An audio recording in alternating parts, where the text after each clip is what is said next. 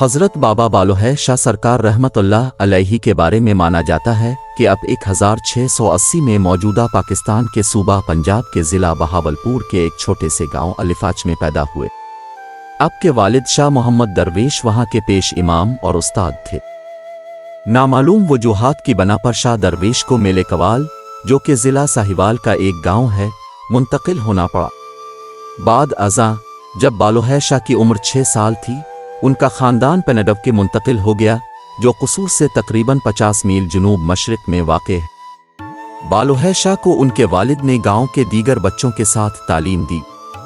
अक्सर रवायात के मुताबिक बालोह शाह को बचपन और लड़कपन में चरवाहे के तौर पर काम करना पड़ा।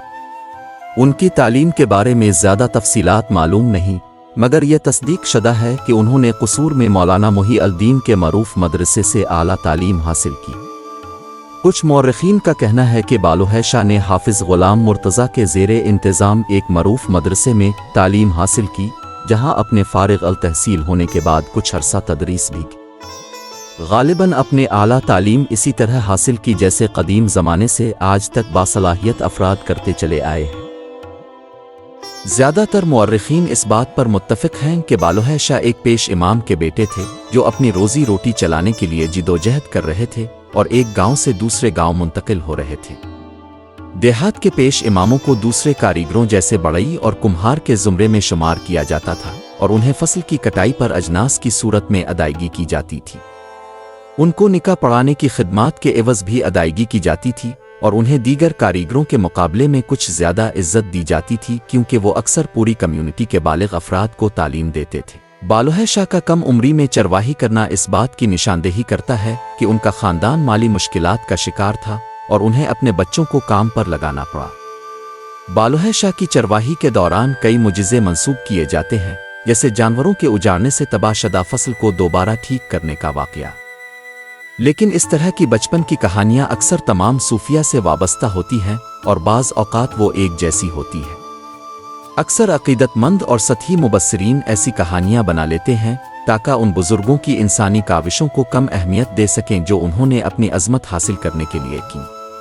अहम तमाम तहरीरी हवालों में बालोह शाह की चरवाही नाकाबिले इनकार है। गुर्बत का दर्द महसूस करने के अलावा बालोह शाह ने बहुत कम उम्री में तबकाती और ज़ात पात की तफरीक का भी सामना किया होगा।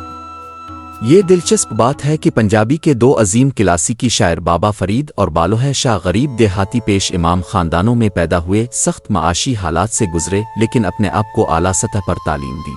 अपनी इल्मी तालीम हासिल करने के बाद बालोह शाह को भी अपने पेशरों की तरह इल्मियात, नज़रिया इल्म के सवाल का सामना करना पड़ा। सवाल ये था और आज भी है, इल्म क्यों और कैसे हासिल किया जाता है? सुल्तान बाहू ने मदरसों के ज़रिए हासिल किए जाने वाले इल्म को एक तिजारती माल के तौर पर देखा, जो हुक्मरानों को मुतासिर करने और लोगों को गुमराह करने के लिए इस्तेमाल किया जाता था। उनके नज़दीक हकीकी इल्म वो है जो आपके अंदर की दुनिया को वसी करता है और आपको इंसानियत, फितरत और कायनात से जोड़ने में मदद देता है। बालोह शाह ने मजहबी और दीगर इदारा परस्त मकासिद के लिए हासिल किए जाने वाले इल्म की नफी ज़्यादा शिद्दत से की। एको अलिफ तेरे दरकार इल्मो बस करें वो यार, तुझे सिर्फ अलिफ की ज़रूरत है, दुनियावी इल्म हासिल करना छोड़ डाल। बालोह शाह तफसील से बताते हैं कि किस तरह इल्म को मजहबी इदारों की मुख्तलिफ सतहों पर इस्तेमाल किया जाता है और किस तरह ये उन्हें पस्ती में ले जाता है, और उसका मवाजना शैतान से करते हैं, जो कि खुदा का सबसे ज़्यादा इल्म वाला फरिश्ता था, लेकिन इसने खुदा की मर्ज़ी के ख़िलाफ़ काम किया। बालोह शाह के नज़दीक हकीकी इल्म तारीख़ और हकीकी ज़िंदगी के तजर्बात से आता है।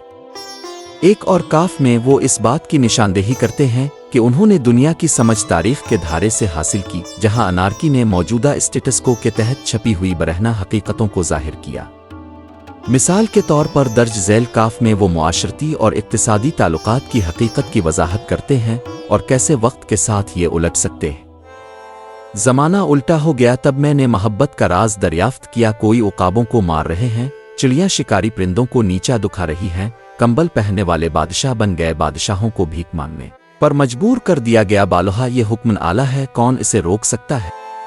बालोह शाह के लिए एक आराई को अपना मुर्शिद बनाना एक अमल था, अपनी तबकाती हैसियत से दस्तबरदार होने का, अपने नफस को शिकस्त देने का और ज़ात पात के निज़ाम की जड़ों को रद्द करने का। ایک اور کاف میں مقدس رشتوں پر معاشی لالچ کی فتح کو بیان کرتے ہوئے وہ کہتے ہیں، دھی ماں نو لاٹ کے لے گئی، بیٹی اپنی ماں کو لوٹ کر لے گئی۔ بالوحہ شاہ انسانی شعور کو مادی حالات پر مبنی کرنے کے قریب آ جاتے ہیں۔ ایک کاف میں وہ کہتے ہیں، مٹی قدمہ کران دی او یار، اے میرے دوست یہ مٹی ہے جو ہر انسانی اور غیر انسانی شکل اختیار کرتی ہے۔ اور وہ کاف کا اختتام کرتے ہوئے کہتے ہیں کہ آخر میں مٹی واپس مٹی میں مل جاتی ہے، اور یوں وہ آخرت کی زندگی کے مابعد الطبیعتی تصورات کو مسترد کر دیتے ہیں۔ اعلیٰ احکامات و تاریخ کے دائرے میں حقیقی علم انسانیت، فطرت اور کائنات سے تعلق جوڑنے کی راہ دکھاتا ہے۔ اس مقصد کو صرف اسی صورت میں حاصل کیا جا سکتا ہے جب پہلے آپ اپنے مرشد کے سامنے اپنے نفس کو تسلیم کر لیں اور اس تعلق سے گہری محبت میں گرفتار ہو جائیں۔ جد میں سبق عشق دی پڑا، دریا او کے وحدت دے وڑا، گھمن گھریاں دے وچ اڑا، شاہ عنایت لا پار۔ جب میں نے عشق کا سبق سیکھا، میں وحدت کے دریا میں داخل ہو گیا، میں طوفانوں میں پھنس گیا، شاہ عنایت نے مجھے پار کرا دیا۔ جیسا کہ کاف کی آخری سطر سے ظاہر ہوتا ہے، بالوحہ شاہ صوفی شاہ عنایت قادری کے پیروکار بن گئے جو لاہور کے آرائی قبیلے سے تعلق رکھتے تھے۔ بالوحہ شاہ کا ایک آرائی مرشد کو چننا، کیونکہ بے صغیر کی ذات پات کے سلسلے میں آرائی کو بہت نچلے درجے میں شمار کیا جاتا ہے، خاندان کے لیے ذلت آمیز تصور کیا گیا ہوگا۔ ایک شعر میں ان کی خاندان کی عورتیں انہیں اس بات پر شرمندہ کرتی ہیں کہ انہوں نے ایک آرائی کو اپنا مرشد بنایا۔ باناتی بھر جایا بالوحہ نو سمجھن یا ہے، خاندان دے ناتی تو کالا داغ لایا۔ اس کے جواب میں بالوحہ شاہ نے یہ لکھا، جرا مینو سید آنکھ ہے، دوزخ ملی ساڈا، جرا مینو آرائی آنکھ ہے، سوئی جنت بھی ندا۔ بالوحہ شاہ کے لیے ایک آرائی کو اپنا مرشد بنانا ایک عمل تھا اپنی طبقاتی حیثیت سے دستبردار ہونے کا، اپنے نفس کو شکست دینے کا اور ذات پات کے نظام کی جڑوں کو رد کرنے کا۔ وہ شاید واحد کلاسیکی پنجابی شاعر تھے جنہوں نے کھل کر اپنے مرشد سے عشق کا اظہار کیا۔ عنایت قادری اور بالوحہ شاہ کے درمیان دوری ایک بہت مشہور افسانہ ہے، جس میں دعویٰ کیا جاتا ہے کہ بالوحہ شاہ کو ناچنا سیکھنا پڑا اور وہ عورتوں کے لباس میں ناچتے ہوئے اپنے مرشد کے پاس واپس گئے۔ اس افسانے کا اشارہ بالوحہ شاہ کی مشہور کاف تیرے عشق نچایا کر کے تھیا تھیا او سے لیا جاتا ہے۔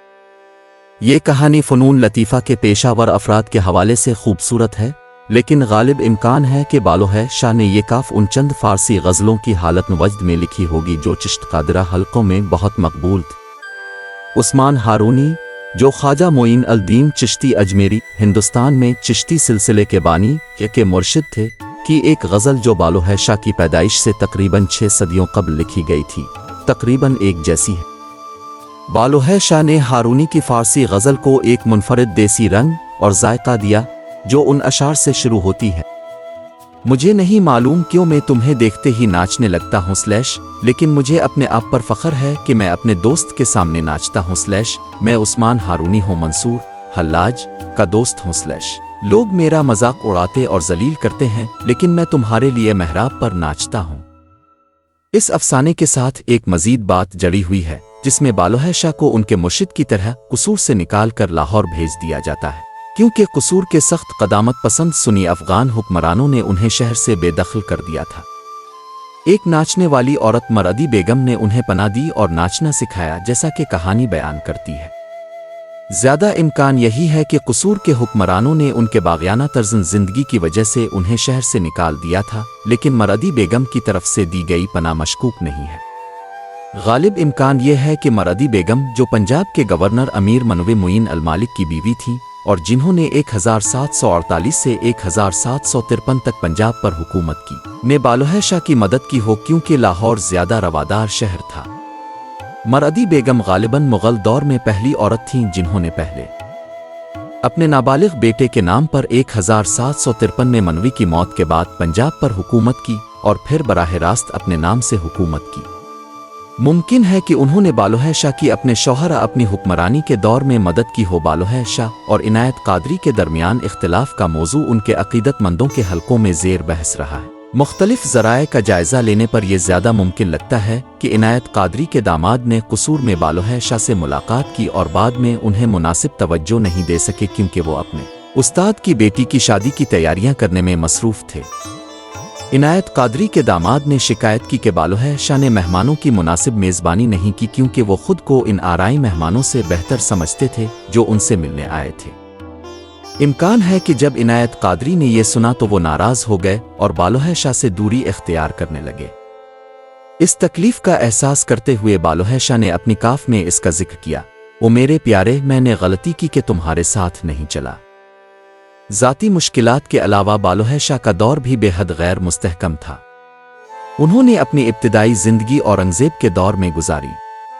وہ اورنگزیب کے 3 بیٹوں معظم، جو تاریخ میں بہادر شاہ اول شاہ عالم کے نام سے جانا جاتا ہے، اعظم اور کام بخش کے درمیان جانشینی کی جنگ کے بھی گواہ تھے۔ معظم نے اپنے 2 بھائیوں اور ان کے خاندانوں کے ساتھ وہی سلوک کیا جو اورنگزیب نے اپنے بھائیوں کے ساتھ کیا تھا۔ معظم کی ماں ایک ہندو راجپوت تھی۔ انتہائی قدامت پسند ہونے کے باوجود اورنگزیب کی روایتی بیوی نواب بائی بیگم صاحبہ راجوری کے راجہ جلال راجپوت کی بیٹی تھی۔ یہ بھی دلچسپ بات ہے کہ بہادر شاہ اول اپنے والد کے سنی عقیدے کا سراسر مخالف تھا، وہ شیعہ تھا۔ اس سے مغل حکمران خاندان کی نسل اور مذہبی اختلافات کی عجیب و غریب نوعیت کا اندازہ ہوتا ہے جس کے تحت عوام کو زندہ رہنا تھا۔ بہادر شاہ نے الفا بیرتی ہوئے سکھ تحریک کے ساتھ صلح کی، لیکن ان کی حکومت صرف 4 سال 1707-1711 تک رہی اور اس کے بعد سکھوں نے بالوحہ شاہ کی زندگی میں دوبارہ گوریلا جنگ شروع کی۔ بظاہر پنجاب سکھوں کے حملوں اور احمد شاہ ابدالی کی بار بار کی حملوں کی وجہ سے بے چینی کی حالت میں تھا، جس نے اس شعر کو مقبول بنا دیا، کیوڑ پیٹا لہ دیتی باقی احمد شاہ دے، جو جی میں آئے کھاؤ کیونکہ باقی تو احمد شاہ لے جائے گا۔ بالوحہ شاہ نے پنجاب کی تباہی کا افسوس کرتے ہوئے کہا، 12 حال ہویا پنجاب دی۔ 18 صدی پنجاب کے لیے ایک انتہائی مشکل وقت تھی۔ مغل سلطنت زوال کی طرف گامزن تھی اور ہر جانب بغاوتیں ہو رہی تھیں۔ تاہم یہ وہ دور تھا جب پنجابی، سندھی اور اردو کی سب سے بڑی ادبیات تخلیق کی گئیں۔ شاہ عبداللطیف بھٹائی 1689-1752 بالوحہ شاہ کے معاصر تھے، جبکہ ان کی زندگی کا کچھ حصہ وارث شاہ 1722-1798، عبدالوہاب 1739-1829، جو اپنے تخلص سچل سرمست او کے نام سے جانے جاتے ہیں، اور اردو کے شاعروں جیسے میر تقی میر 1723-1810، خواجہ میر درد 1721-1785 اور نذیر اکبر آبادی 1740-1830 کے ساتھ بھی گزرا۔ تاہم اس وقت کی اردو شاعری میں زوال پذیر فارسی اشرافیہ کی اداسی کی عکاسی کرنے کے بجائے بالوحہ شاہ خوش دل ہیں، جیسا کہ ہم ان کی کاف میں دیکھتے ہیں، عشق دی نواں نواں بہار، محبت ہر موڑ پر کھل رہی ہے۔ بالوحہ شاہ کی شاعری کے دستیاب مجموعے ان کافیاں اور اشعار سے متاثر ہیں جو بظاہر ان کے اپنے نہیں ہیں۔ ممکن ہے کہ بہت سے دوسرے شعراء، عقیدت مند اور گلوکار اپنی تخلیقات کو ان کے نام کے ساتھ منسوب کرتے رہے ہوں۔ کئی کافیاں مکمل طور پر شاہ حسین کی اشعار پر مبنی ہیں، جن میں کم تبدیلی یا اضافہ کیا گیا ہے، اور یہ واضح ہے کہ بالوحہ شاہ جیسے اعلیٰ شاعر کبھی بھی دوسرے شاعر کی تخلیق کو نقل نہیں کریں گے۔ بعض کافیاں اتنی تکراری ہیں اور مذہبی موضوعات پر مشتمل ہیں کہ ان کے لکھنے والے کم درجے کے شاعر ہونے کا امکان ہے۔ اس کے علاوہ بہت سے گلوکار بالوحہ شاہ کے نام کو سلطان باہو کے مخالف ملوآہے کی زہر زبانی کے لیے استعمال کرتے ہیں۔ بالوحہ شاہ کو مخالف شریعت کے مضامین کا ایک اہم نمائندہ سمجھا جاتا ہے اور ان کے پیشروؤں کے کام کا بھی انہیں کریڈٹ دیا جاتا ہے۔ لہذا بالوحہ شاہ کی حقیقی کافیاں الگ کرنا انتہائی مشکل ہے، جس کے لیے قاری کو بہت محنت کرنا پڑتا ہے۔ بالوحہ شاہ کی شاعری قاری کو ایک پھسلن والی ڈھلوان کی طرف لے جاتی ہے، جہاں کبھی کبھی لیرکس، سادہ الفاظ اور مقبول لوک علامتوں کا استعمال اتنا دلکش ہوتا ہے کہ وہ قاری کو ان کے گہرے معنی کی تلاش میں دباؤ نہیں ڈالتا۔ اپنے لیرک اور ظاہری سادگی کی وجہ سے بالوحہ شاہ کی شاعری کی وضاحت کرنا ایک ادبی نقاد کے لیے سب سے مشکل ہے، اور اس وجہ سے کچھ لوگوں نے یہ کہہ دیا کہ بالوحہ شاہ ایک مبالغہ آرائی شاعر ہے۔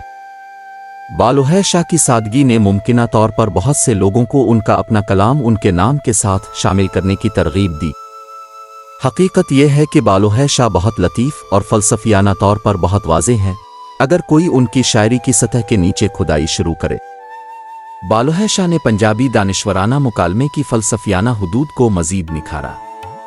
ان کے پیشرو تاریخی عوامل کا ذکر کرتے ہوئے علامتوں میں جیسے شاہ حسین کے رب دی بھانا، اللہ کی مرضی کی طرف اشارہ کر رہے تھے۔ बालोह शाह ने वाज़ेह तौर पर यह साबित किया कि इंसानी ताल्लुकात और शऊर तारीखी हालात से मुतय्यन होते हैं। अशार हुक्म हज़ारों अल आला की तरफ से अहकामात में उन्होंने पहले से तयशदा तारीखी अमल के तसव्वुर की तस्दीक की, लेकिन तब्दीली की हरकियात भी दरियाफ्त की जहाँ कमज़ोर सबसे ताकतवर को शिकस्त दे सकता है। बालोह शाह मुग़ल सल्तनत के ज़वाल, इसके हुकूमती अशराफिया के ख़ात्मे और सिख तहरीक के अलिफाबेरती हुए मंजर को देख रहे थे। बायवरियाँ वाले राजे कत्ती कंबल पोश लोग हुक्मरानी कर रहे हैं का मतलब सिख गोरीला है, जो पंजाब के दस्तकारों और सिख जात के गरीब तबके पर मुश्तमिल थे। बाज़ सिख अदबी नक्कादों ने बालोह शाह के बायवरियाँ वाले के अलामत को तौहीन आमेज़ समझा है, लेकिन वो ये नहीं समझते कि सूफिया ने मिलवा है कि सफ़ेद चादर पर भूरा को तरजीह दी। अगरचे इस वक्त सिखों ने रियासती ताकत हासिल नहीं की थी, बालोह शाह की तेज़ निगाहें ये देख सकती थीं कि तारीख़ किस तरफ जा रही है। बालोह शाह ने समाज की बुनियादी तज़ादों को बहुत मुनासिब तरीके से दरियाफ्त किया जो मजहबी तफरक़ुहे में अक्कासी कर रहे थे।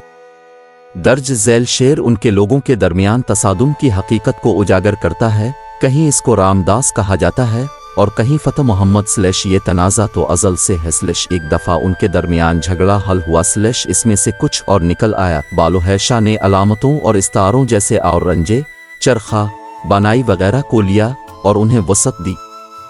उन्होंने उन्हें नए पहलू दिए और फ़लसफ़ियाना मुकालमे को गहरा किया। औरंजे के इस्तारों के ज़रिए बालोह शाह ने वहदत के तसव्वुर को बढ़ाया जो अद्वैत वेदांता के बहुत करीब है। जब मैंने इश्क का सबक सीखा, मैं मस्जिद से डर गया। मैं हिंदू मदरसे में भागा जहाँ कई शावर बजाए जा रहे थे। वहाँ हीर और रंजे एक हो गए। हीर ने गलती से रंजे को जंगल में तलाश किया, हालांकि वो तो उसकी गोद में था। मैंने सारी दुनियावी आगाही खो दी। रंजे रंजे कर दी नी में अप रंजे हुई। रंजे का बार बार जिक्र करते हुए मैं खुद रंजे बन गई हूँ।